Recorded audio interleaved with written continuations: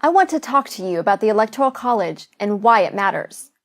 All right, I know this doesn't sound like the most sensational topic of the day, but stay with me because I promise you it's one of the most important. To explain why requires a very brief civics review. The President and Vice President of the United States are not chosen by a nationwide popular vote of the American people. Rather, they are chosen by 538 electors. This process is spelled out in the United States Constitution. Why didn't the founders just make it easy and let the presidential candidate with the most votes claim victory? Why did they create, and why do we continue to need this electoral college? The answer is critical to understanding not only the Electoral College, but also America. The founders had no intention of creating a pure majority rule democracy. They knew from careful study of history what most have forgotten today or never learned. Pure democracies do not work. They implode.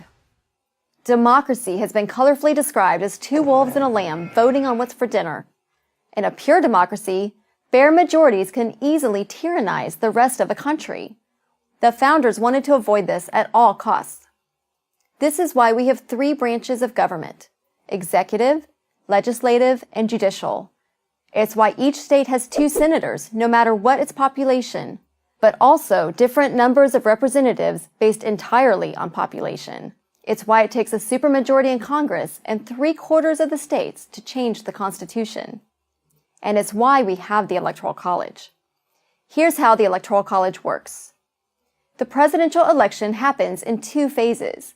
The first phase is purely democratic. We hold 51 popular elections every presidential election year, 1 in each state and 1 in D.C. On Election Day in 2012, you may have thought you were voting for Barack Obama or Mitt Romney, but you were really voting for a slate of presidential electors. In Rhode Island, for example, if you voted for Barack Obama, you voted for the state's 4 Democratic electors. If you voted for Mitt Romney, you were really voting for the state's 4 Republican electors. Part 2 of the election is held in December, and it is this December election among the state's 538 electors, not the November election, which officially determines the identity of the next president. At least 270 votes are needed to win.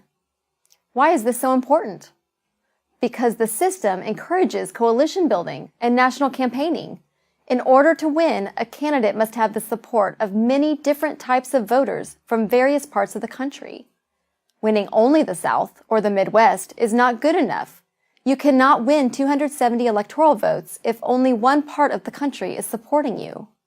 But if winning were only about getting the most votes, a candidate might concentrate all of his efforts in the biggest cities or the biggest states. Why would that candidate care about what people in West Virginia or Iowa or Montana think? But you might ask, isn't the election really only about the so-called swing states? Actually, no. If nothing else, safe and swing states are constantly changing. California voted safely Republican as recently as 1988. Texas used to vote Democrat. Neither New Hampshire nor Virginia used to be swing states. Most people think that George W. Bush won the 2000 election because of Florida. Well, sort of, but he really won the election because he managed to flip one state which the Democrats thought was safe, West Virginia. Its 4 electoral votes turned out to be decisive. No political party can ignore any state for too long without suffering the consequences.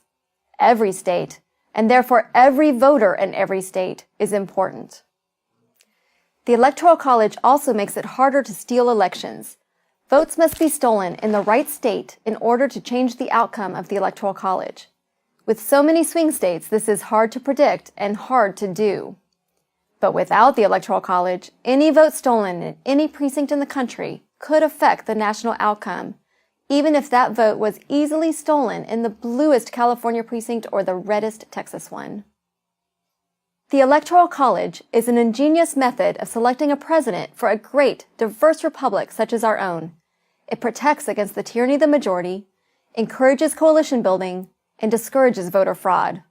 Our founders were proud of it. We can be too. I'm Tara Ross for Prager University.